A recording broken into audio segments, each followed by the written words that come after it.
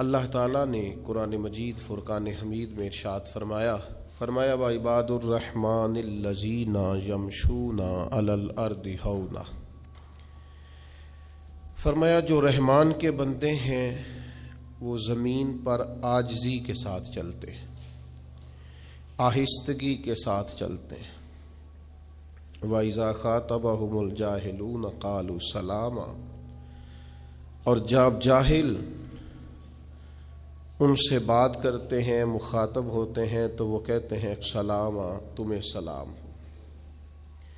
رحمان کے بندوں کا یہ طریقہ ہے کہ وہ زمین پر عاجزی کے ساتھ چلتے ہیں، انکساری ان کے مزاج کا حصہ ہوتی ہے۔ اللہ تبارک و تعالیٰ کی عظمت کا احساس انسان سے احساس برتری کو چھین لیتا ہے۔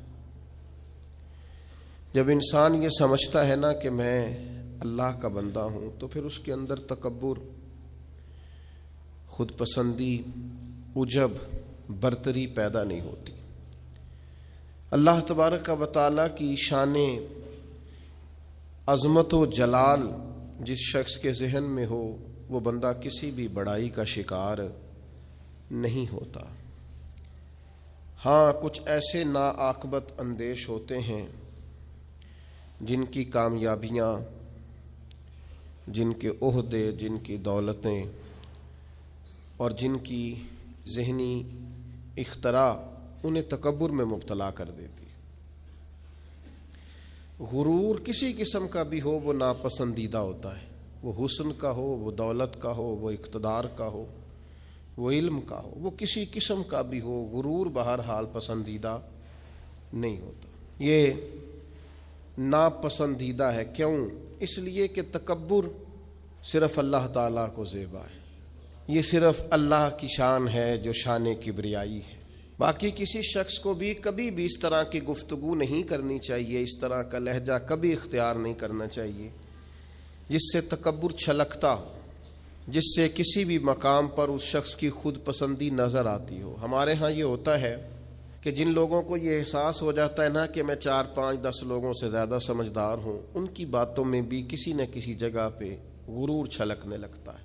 جن کو یہ احساس ہونے لگتا ہے کہ شاید 10 20 لوگوں میں میرا رنگ زیادہ گورا ہے اور مجھے بعض لوگ زیادہ خوبصورت جانتے ہیں، تو کہیں نہ کہیں وہ بھی اپنی گفتگو میں لوگوں کے نین نقش پر تبصرے شروع کر دیتے ہیں۔ چند گھڑیوں کے لیے، چند سالوں کے لیے، چند مہینوں کے لیے جن لوگوں کو اونچی کرسیاں مل جاتی ہیں ان کو بھی نیچے بیٹھے لوگ بعض اوقات اپنے سے چھوٹے نظر آنے لگ جاتے ہیں۔ یاد رکھیے گا، حدیث قدسی ہے، مسند امام احمد بن حنبل میں موجود ہے۔ اللہ تعالیٰ کے لیے جب ہم کوئی ایسا لفظ استعمال کرتے ہیں نا، اللہ کے ہاتھ، اللہ کا لباس، تو اس سے مراد مثال دینا ہوتا ہے، باقی اللہ تعالیٰ ان سب چیزوں سے بے نیاز ہے جو اس کی شان کے لائق۔ مسند امام احمد بن حنبل میں حدیث پاک موجود ہے، حضرت ابن عباس رضی اللہ تعالیٰ عنہ بیان فرماتے ہیں کہ نبی کریم صلی اللہ تعالیٰ علیہ وسلم نے ارشاد فرمایا کہ اللہ تعالیٰ فرماتا ہے کبریائی میری چادر ہے۔ میں کہہ چکا ہوں کہ ان لفظوں کا معنی جو اس کی شان کے لائق۔ رب فرماتا ہے کبریائی میری چادر ہے اور بڑائی میرا تہمد ہے، میرا لباس ہے۔ جو ان دونوں میں سے کوئی چیز مجھ سے چھیننا چاہے گا میں اسے جہنم میں پھینک دوں گا۔ یہ کبریائی، یہ بڑائی، یہ تو میرا لباس ہے جو اس کی شان کے لائق۔ بندہ ہی اچھا لگتا ہے، بندہ اس کو خدا بننے کی کوشش معاذ اللہ نہیں کرنی چاہیے۔ اگر آپ سمجھدار ہیں تو اپنی سمجھداری اللہ کی رضا کے لیے خرچ کریں، اگر آپ دانا ہیں تو اس چیز کو تلاش کریں جو اللہ تبارک و تعالیٰ کی رضا تک لے جائے، اگر آپ صاحب اقتدار ہیں تو اللہ کی مخلوق کی بہتری کر کے اللہ کی رضا کا حصول کریں، اگر آپ کو لگتا ہے کہ اللہ نے آپ کو حسن یا علم یا کوئی خوبی دوسروں سے زیادہ دی ہے تو آپ دوسروں سے زیادہ عاجزی کریں، اس لیے کہ جب اللہ تعالیٰ نعمتیں زیادہ دے تو پھر انسان میں عاجزی بھی، لیکن لوگ بفر بفر جاتے ہیں، الجھ جاتے ہیں، ان کی باتیں، ان کا لب و لہجہ، ان کا انداز تکلم اس سے چھلکتا ہے کہ اس آدمی کو وہم ہو گیا ہے کہ میں بڑا کوئی اہم آدمی ہوں، اسے کسی جگہ شک پڑ گیا ہے کہ میں کوئی بہت سیانا آدمی ہوں، اس کا خیال ہے۔ اور پھر لوگ کوشش کرتے ہیں دوسروں کو قائل کرنے کی۔ میں نے ایسے نادان بھی دیکھے ہیں جو بیٹے ہو کے باپ کو قائل کر رہے ہوتے ہیں۔ میں نے دیکھے ہیں ایسے نادان بھی جو شاگرد ہو کے استاد کو سمجھا رہے ہوتے ہیں۔ میں نے اس طرح کے لوگ بھی دیکھے ہیں جن کا دعویٰ ہے کہ میں فلاں آدمی کو اپنا شیخ، مرشد اور پیر مانتا ہوں، لیکن اس کے سامنے بھی رائے دے رہے ہوتے ہیں، مشورہ دے رہے ہوتے ہیں اور سمجھا رہے ہوتے ہیں اور قائل کر رہے ہوتے ہیں، اس کو بتا رہے ہوتے ہیں کہ یہ ٹھیک ہے اور یہ ٹھیک ہے۔ مرشد تو پھر وہ تو نہ ہوئے، پھر تو آپ ہوئے۔ حضرت شیخ عبد القادر جیلانی سرکار غوث اعظم فرماتے ہیں جس کا پیالہ خالی ہو اس میں خیرات آیا کرتی ہے، اور جس کا پہلے ہی بھرا ہوا ہو اس میں تو چیزیں چھلک چھلک کے پڑتی ہیں۔ نبی پاک صلی اللہ تعالی علیہ وسلم نے ارشاد فرمایا، حضور فرمانے لگے صدقہ دینے سے مال میں کمی نہیں ہوتی، اور جو معافی مانگ لے رب اس کی عزت میں اضافہ کر دیتا ہے۔ اور حضور فرمانے لگے جو اللہ کی رضا کے لیے عاجزی کرے اللہ اسے سر بلندی عطا فرما دیتا۔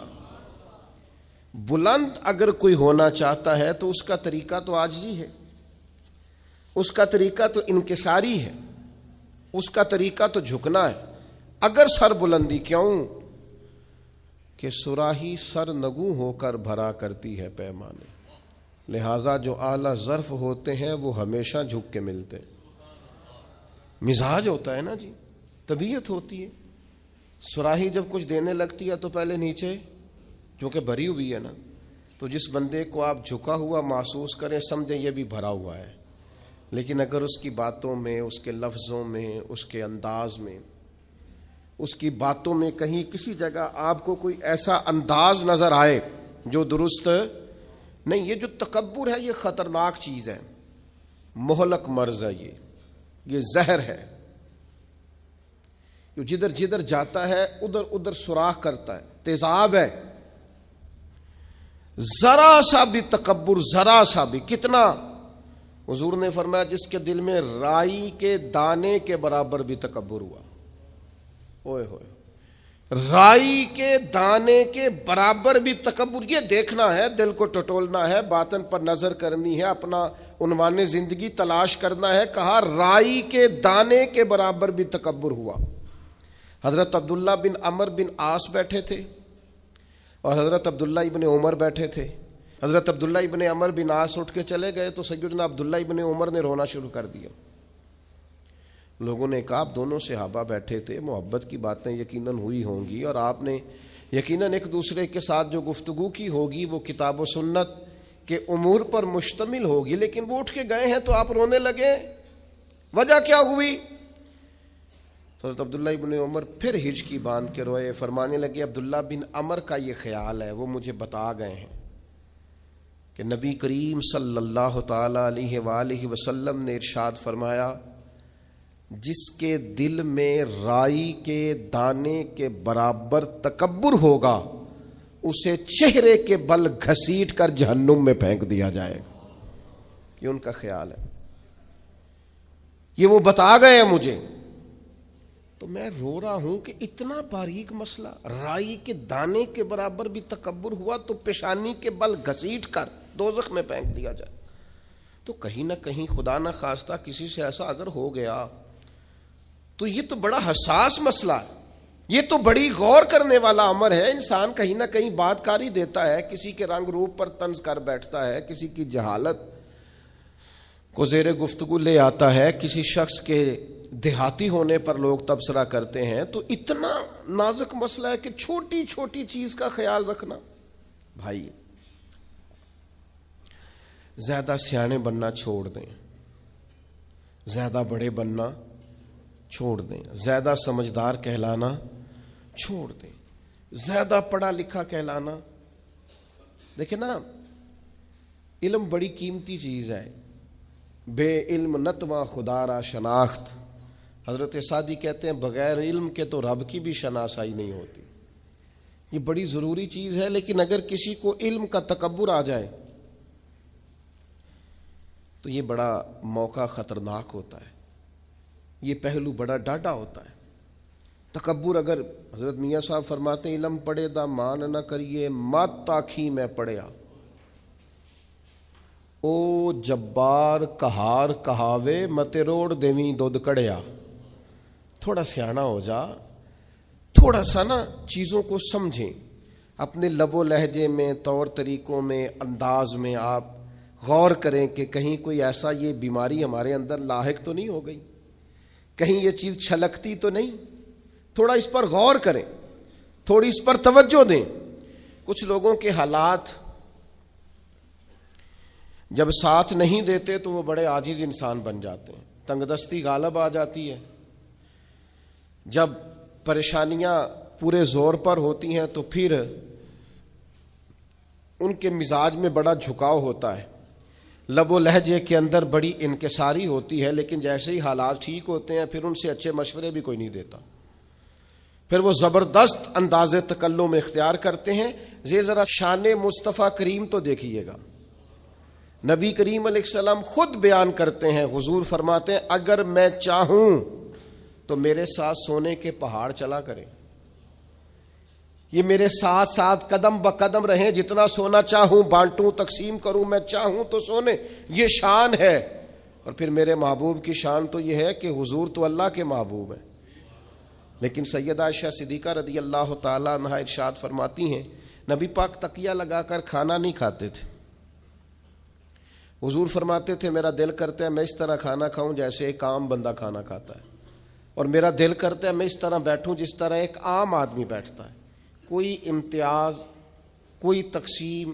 میں بڑا چھوٹا آدمی ہوں، اللہ مجھے معاف کرے، میرے اسا فرمایا کرتے تھے چودھری صاحب کا پیر کوئی نہیں ہوتا، مالدار کا پیر اور پڑھے لکھے آدمی کا پیر یہ خود پیر ہوتے ہیں، جدے کر دانے او دے کملے بھی، پیسے جو پاس ہیں اور ڈگریاں پاس ہوں تو پھر بھی، اور علماء مجھ سے ناراض نہ ہو جائیں تو اسا فرمایا کرتے تھے علماء خلیفے ہوتے ہیں، مرید نہیں ہوتے، یہ خلفاء ہوتے ہیں۔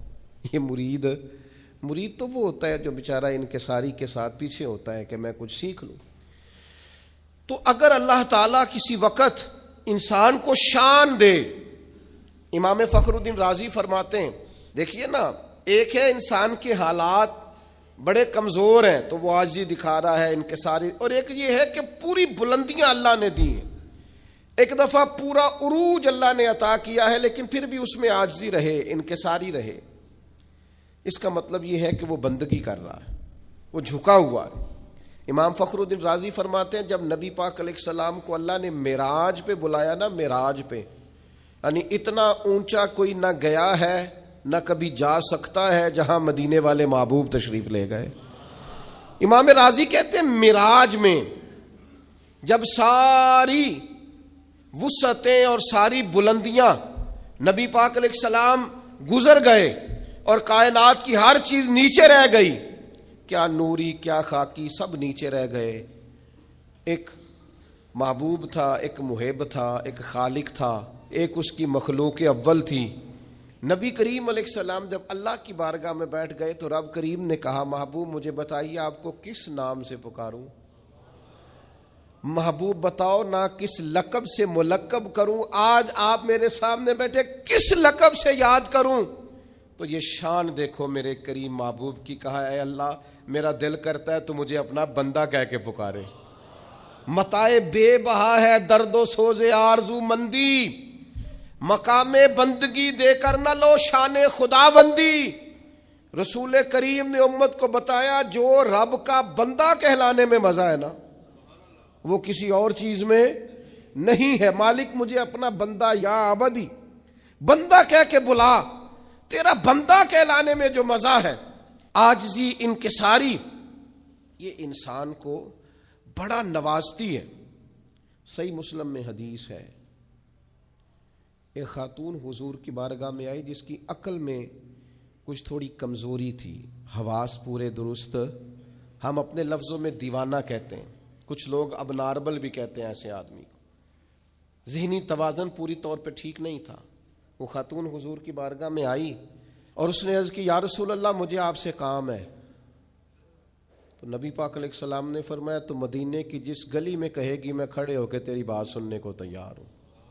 وہ حضور کو لے گئی ایک کونے میں، لے جا کے اس نے اپنی ساری بات سنائی اور مدینے والے محبوب نے ساری بات سنی. ایک طرف شان یہ ہے کہ محبوب معراج کی بلندیوں پر اللہ کے قرب خاص میں بیٹھے ہیں، اور دوسری طرف حال یہ ہے، آج یہ ہے کہ ایک وہ امت کی خاتون جس کا ذہنی توازن ٹھیک نہیں ہے، مدینے کی گلی میں کھڑے ہو کے کریم اس کی باتیں بھی سن رہے ہیں. جب اللہ تعالیٰ شانیں عطا کرے، بلندیاں عطا کرے، تو پھر انسان کو تھوڑا سا سمجھنا چاہیے. اچھا، ایک وقت ایسا آتا ہے جب کچھ لوگ بندے کو تکلیف دیتے ہیں، پھر ایک ٹائم ایسا آتا ہے وہ تکلیف دینے والے اس کے سامنے آ کے بیٹھ جاتے ہیں، عاجزی کرتے ہیں. مکے والوں نے بڑی تکلیف دی، پھر بدر والے دن وہ قابو آ گئے، گرفتار ہو گئے. اب آپ کو پتہ ہے بندے کے جب وہ بندہ قابو آ جائے نا، جس نے تکلیف دی ہو، تو لوگ دانت پیستے ہیں، شدید غصہ کرتے ہیں کہ آیا نا اب میری داڑھ کے نیچے، اب دیکھنا میں حشر کیا کرتا ہوں. سخت ترین سزا دینے کو جی چاہتا ہے، لیکن مکے والے قیدی بن کے آئے تو نبی پاک نے نہ ان کی آنکھیں نکالی، نہ کان کاٹے، نہ قتل کیا، بلکہ معمولی سا فدیہ فرمایا یہ دو جرمانہ اور جاؤ. اور صحابہ سے کہا ان قیدیوں کو اپنے اپنے گھروں میں لے جاؤ اور ان کی خدمت کرنا.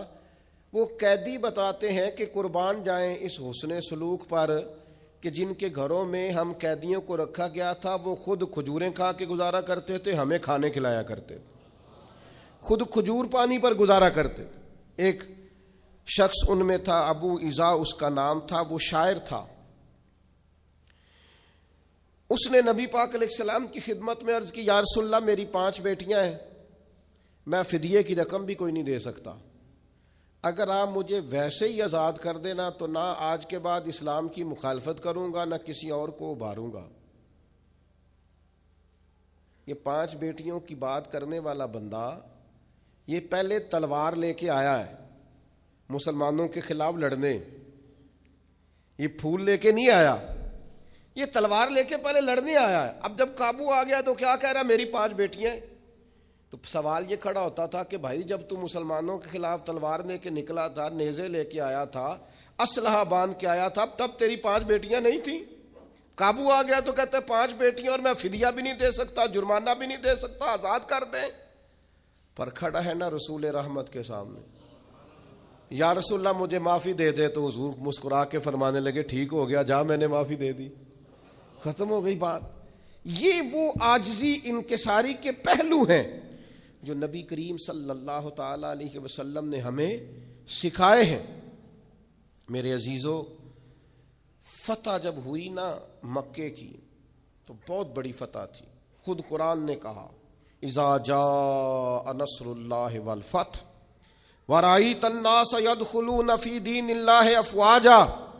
بہت بڑی فتح تھی، لیکن صحابہ فرماتے ہیں فتح مکہ تاریخ انسانیت کا بہت بڑا معرکہ تھا. پر ہم نے یہ حال دیکھا کہ نبی کریم علیہ السلام جب مکے میں داخل ہو رہے تھے تو سیاہ رنگ کا امامہ باندھا ہوا تھا اور گردن جھکی ہوئی تھی، اور اتنی گردن مبارک جھکی ہوئی تھی کہ لگتا تھا اونٹ کے کجاوے سے جا لگے. عاجزی سے، انکساری سے. جیسے جیسے پھل لگ جاتا ہے درخت ویسے ویسے جھک جاتا ہے. تو جب اللہ تبارک و تعالیٰ کسی شخص کو عروج دے، حالات اچھے کرے، تو پھر اسے کیا کرنا چاہیے؟ ایک خاص پہلو آپ کی خدمت میں عرض کرنا ہے. کچھ لوگوں سے نا لوگ پیار کرتے ہیں. وہ چراغ گولڑا نے کہا تھا خدا کا شکر زمانے کی قدر دانی ہے، ہم جوان بھی نہ ہوئے تھے کہ پیر کہلائے. کچھ لوگ ایسے ہوتے ہیں جو کہیں صاحبزادے ہوتے ہیں، کہیں ان سے لوگ عقیدت کرتے ہیں. خدا کا شکر زمانے کی قدر دانی. یہ جو پیر ہے نا، یہ فارسی کا لفظ ہے. پیر بوڑھے کو کہتے ہیں اصل میں، ہمارے عرف میں پیر رہنما کو کہتے ہیں، لیکن پیر بیسیکلی بوڑھے آدمی کو کہتے ہیں. تو پیر نصیر الدین کہتے ہیں کہ خدا کا شکر زمانے کی قدر دانی، ہم جوان بھی نہ ہوئے تھے کہ پیر کہلائے. ایسا ہوتا ہے کئی دفعہ. یہ جو عقیدتیں ہوتی ہیں نا، جن لوگوں سے لوگ عقیدت رکھتے ہیں، ان کا عاجزی والا ہونا بھی بڑا ہی ضروری ہے. ان کا انکساری والا ہونا بھی، یہ جو مذہبی محبتیں ہوتی ہیں نا، یہ بڑی ڈاڈھی ہوتی ہیں، جن سے لوگ دین کے نام پر محبت کرتے ہیں نا۔ ایک دفعہ ایک سابق MP صاحب میرے پاس آ گئے وقت لینے کے لیے، تو میں نے معذرت کی ان سے، میں نے کہا میرے پاس ٹائم نہیں ہے۔ تو کہنے لگے پیر صاحب بندے تے ساڈے مگر بھی بڑے نے، پر یہ وے کہ تسا نہ ہی کر چھڑیے۔ میں کہ تواڈے مگر جڑے نے نا وہ ووٹ دیندے نے تے ساڈے مگر جڑے نے وہ جان دیندے نے، یہ ساڈا تے تواڈا فرق ہے۔ یہ مذہبی محبتیں ہوتی ہیں نا، یہ بڑی اچھا، اللہ تعالیٰ معاف کرے، بہت سارا فضل کرے، ان کا بھی لوگ پھر غلط استعمال کرتے ہیں۔ بعض نا عاقبت اندیش لوگ دین کے نام پہ محبت کرتے ہیں، ان کے دل میں خواہش جاگ جاتی ہے پیسوں کی، اقتدار کی، بڑی کوٹھی کی، بڑے گھر کی، بڑی گاڑی کی۔ مذہبی عقیدتیں جو ہوتی ہیں نا، یہ بڑی انفرادی ہوتی ہیں، اور اس میں کئی دفعہ تھوڑی آزمائش بھی، جس کو لوگ نیک سمجھتے ہیں، لوگ کہتے ہیں جنازہ بھی اسی نے پڑھانا ہے، نکاح بھی، چونکہ بندہ جو نیک ہے، کول پہ بھی اسی نے آنا ہے، محفل پہ بھی اسی نے آنا ہے۔ کیوں کہ بندہ وہ نیک پھر بیچارہ خود کچھ بھی نہیں کر سکتا، سارے کام نیک آدمی سے کرانے ہیں۔ بندہ نیک ہے لہذا سارے کام، پیتا بھی یہی کاٹے گا، افتتاح بھی یہی کرے گا، سارے کام یہ کرے گا، کیونکہ بندہ نیک ہے۔ اب وہ جیسے تیسے بھی ہو، چونکہ نیک ہے لہذا اسے بھی ہر جگہ۔ تو اس کے کئی پہلو ہیں مذہبی محبتوں کے۔ کائنات میں دین کے نام پر جو سب سے زیادہ پیار کیا گیا وہ مدینے والے محبوب سے کیا گیا،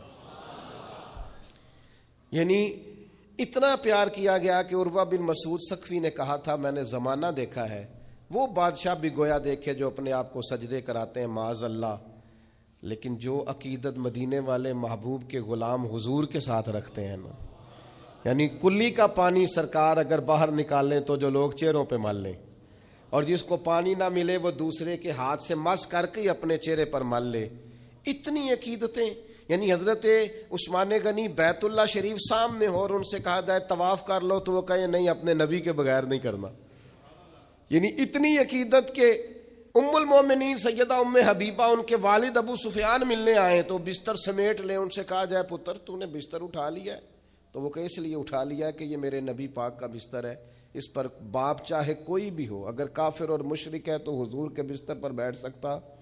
اتنی عقیدتیں نبی پاک کے ساتھ لوگوں نے کی، لیکن اس کے باوجود رسول پاک صلی اللہ تعالی علیہ وسلم کا یہ عاجزی کا عالم ہے کہ جب بدر کے لیے حضور جا رہے تھے تو ایک ایک سواری تھی اور تین تین لوگ تھے، تو نبی پاک علیہ الصلوۃ والسلام کے ساتھ بھی دو لوگ ہو گئے، حضرت مولا علی شیر خدا اور حضرت ابو لبابہ رضی اللہ تعالیٰ عنہ۔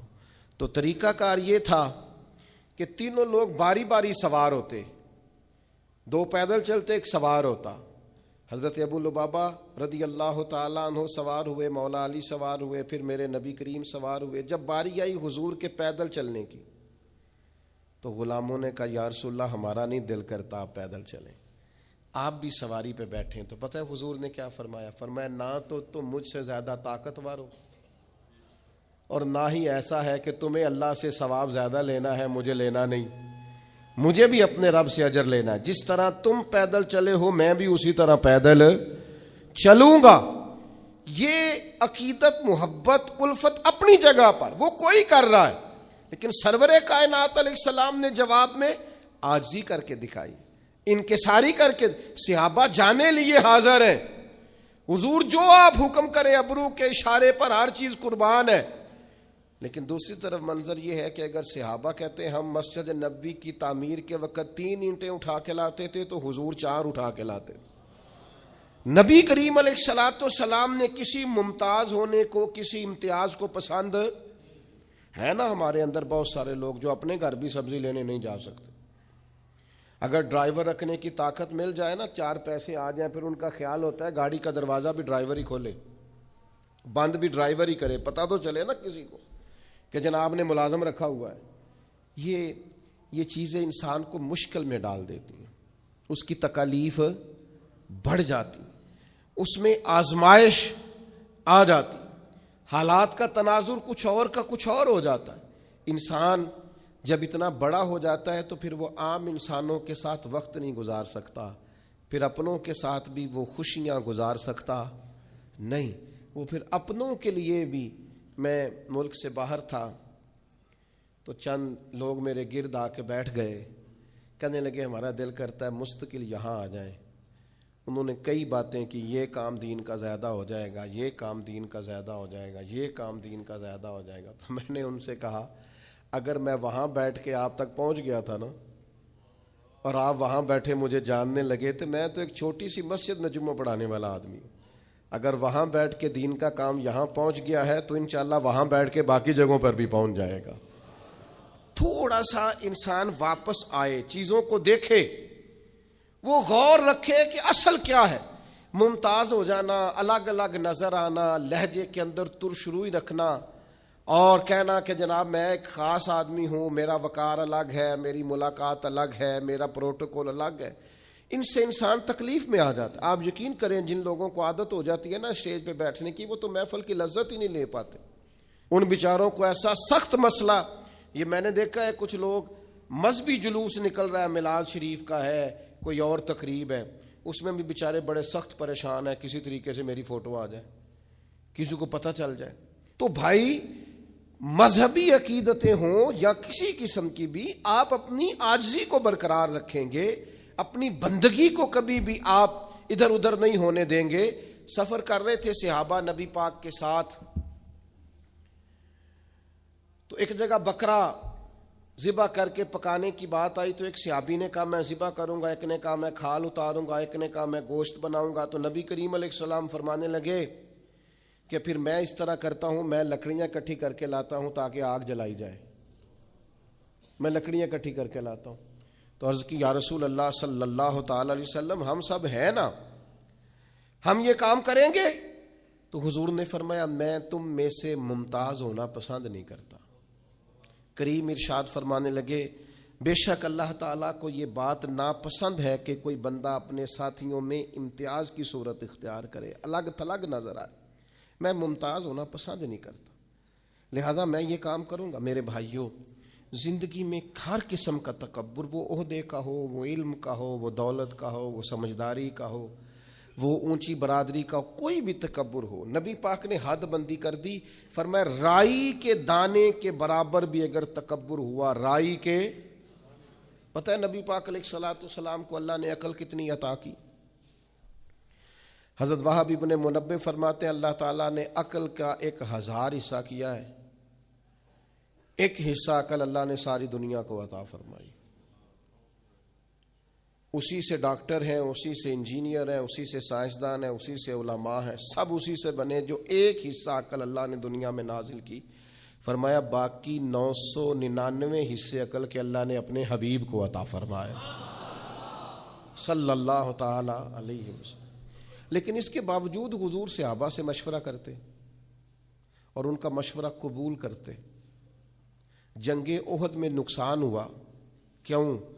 حضور کا مشورہ دے تھا کہ مدینہ شریف کے اندر رہ کے جنگ لڑنی چاہیے، اور صحابہ جوش جذبات میں تھے، جوش جہاد میں تھے، کہا ہم اندر رہ کے کیوں لڑیں، وہ سمجھیں گے یہ اپنے گھر میں محصور ہو گئے، باہر نکل کے جنگ کریں گے۔ تو اللہ کے پیارے رسول صلی اللہ تعالی علیہ وسلم نے اپنی رائے کو چھوڑا، صحابہ کی رائے کو اختیار فرمایا۔ اگرچہ بظاہر نقصان بھی ہوا، لیکن کل عقل رکھنے کے باوجود بھی مدینے والے محبوب نے صحابہ کی رائے کو قبول کیا۔ یہ کیا ہے؟ یہ سرکار کی عاجزی ہے، مشورہ قبول کرنا، کسی اور کی بات بھی سننا۔ کچھ لوگ ایسے ہوتے ہیں جن کی عقل، بیچاروں کی عقل کل ہوتی، وہ ساری زندگی اسی چکر سے باہر نہیں آتے کہ جتنا میں سمجھدار ہونا اتنا کوئی دوسرا نہیں ہے۔ اس سے کیا ہوتا ہے؟ اس سے انسان کے اندر سے روحانیت چلی جاتی ہے، کیف چلا جاتا ہے، عبادت کی لذت چلی جاتی ہے، دعا کی ذائقے چلے جاتے ہیں۔ بہت زیادہ سمجھداری کی گفتگو کرنا اور بہت زیادہ بن کے بیٹھنا اور بہت زیادہ اپنے انداز۔ میں نے ایک جملہ کہا تھا، یہاں ہمارے استاد آئے ہوئے تھے، مجھے نہیں پتا تھا علماء کو اتنی بات پسند آئے گی۔ میں نے کہا یہ ہمارے استاد بیٹھے ہیں، جب تک زندہ ہیں ہم اپنے استادوں سے بے نیاز نہیں ہو سکتے، ہم ان کی رہنمائی میں چلیں گے۔ اس لیے کہ بڑا وہ ہوتا ہے جس کا کوئی بڑا ہوتا ہے، جس کا کوئی بڑا نہیں ہوتا وہ کبھی بھی بڑا نہیں ہوتا۔ ہم خود بخود بڑے کیسے ہو جائیں گے؟ تو بھائیوں، اپنی زندگی میں ایک اور بات بھی، عاجزی کے کئی پہلو تھے، ایک پہلو یہ ہے کہ آپ کو اللہ نے مقام دیا ہے، مرتبہ دیا ہے، تو کسی اور کو بھی اللہ نے مرتبہ دیا، کسی اور کے مرتبے کو بھی بیان کریں۔ صرف آپ کے پاس ہی فضیلت نہیں، کسی اور کے پاس بھی فضیلت ہے، اس کی فضیلت کو بھی بیان کریں، قبول کریں۔ آج آپ ایک ڈاکٹر کے پاس دوائی لینے جائیں، دوسرے کے پاس جائیں تو کہتا ہے اس کو تو پتہ ہی کوئی نہیں، تم کدھر آ گئے۔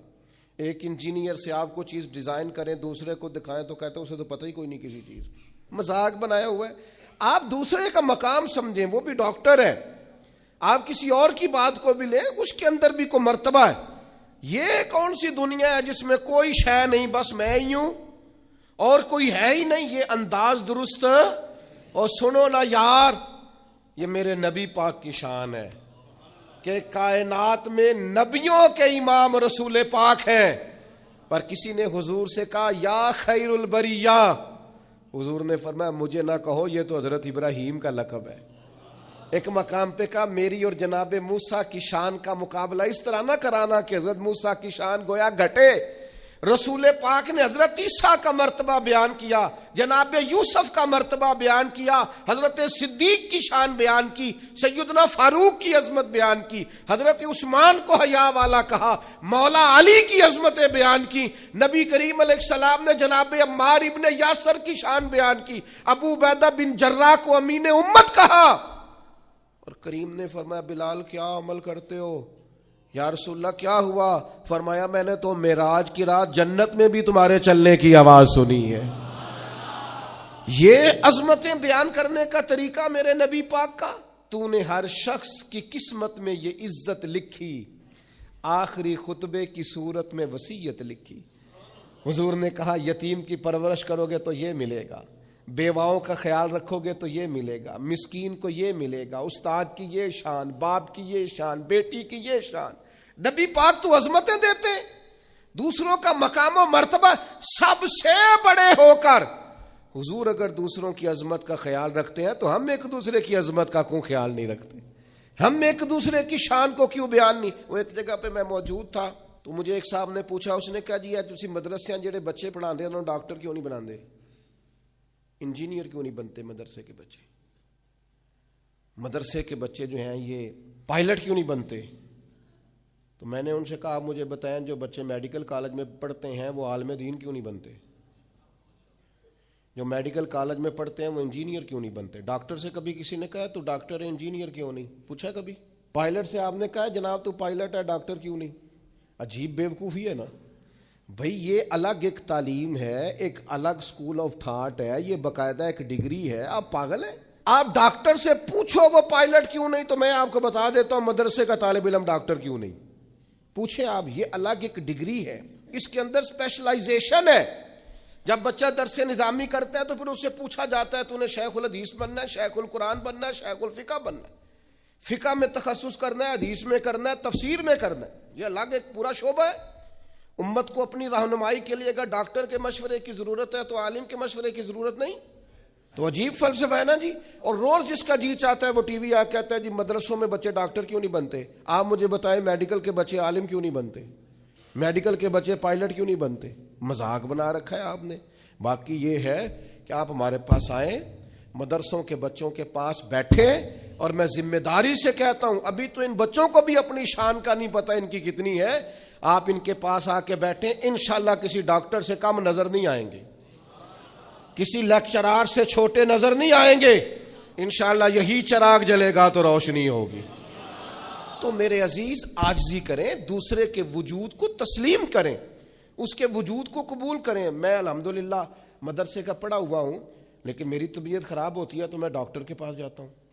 میں نے کبھی نہیں کہا کہ مجھے ڈاکٹر کی ضرورت نہیں، مجھے ہے۔ یہ ہم نے تعمیرات کی ہیں تو ہم نے باقاعدہ نقشہ نویس بلایا ہے، نقشہ نویسوں کے ساتھ میٹنگ کی ہے، جس کی ضرورت ہے اس کو بلایا ہے۔ ہر شعبے کا بندہ اس کی قدر کریں، اس کا احترام کریں۔ بلکہ وہ شخص جو صرف ایک سوئچ لگا دیتا ہے نا، جس کو آپ الیکٹریشین کہتے ہیں، اوے کہہ کے آواز دیتے ہیں، شان اس کی بھی بڑی زیادہ ہے، اس لیے کہ اگر وہ روشنی نہ کرے تو پھر بھی نظام چل سکتا۔ تو زندگی میں عاجزی کریں، دوسروں کے وجود کو قبول کریں، تھوڑا سا اپنی ذات سے اوپر اٹھ کے بھی سوچیں، سارے محکمے ہی ہمارے ہیں، سارے ادارے ہی ہمارے ہیں، ان سب سے پیار کریں، کسی کے بارے میں اپنی رائے کو کبھی کمزور نہ کریں۔